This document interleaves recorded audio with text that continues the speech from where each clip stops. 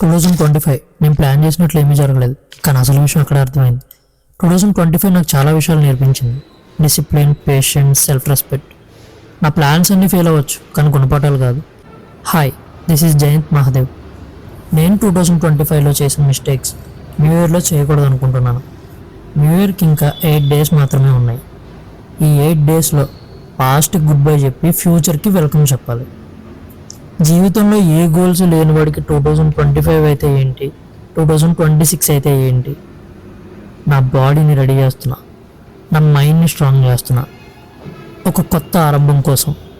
ఈ 8 డేస్లో క్యాలెండరీలో డేటేగా మారేది దీనికి ఎందుకు ఇంత అనుకోవచ్చు, కానీ కాదు. ఈ 8 డేస్లో కరెక్ట్గా కాన్సన్ట్రేట్ చేస్తే క్యాలెండరీలో డేట్తో పాటు నీ లైఫే మారిపోవచ్చు. యాటిట్యూడ్ చూపిస్తున్నాను అనుకోకు, సెల్ఫ్ లవింగ్ అంటారు దీన్ని. నామ్ యాద్ రఖనా, జయంత్ మహాదేవ్. పేరు గుర్తుపెట్టుకోమని హిందీలో చెప్పా అంతే. కంటెంట్ నచ్చితే ఫాలో చేసుకో.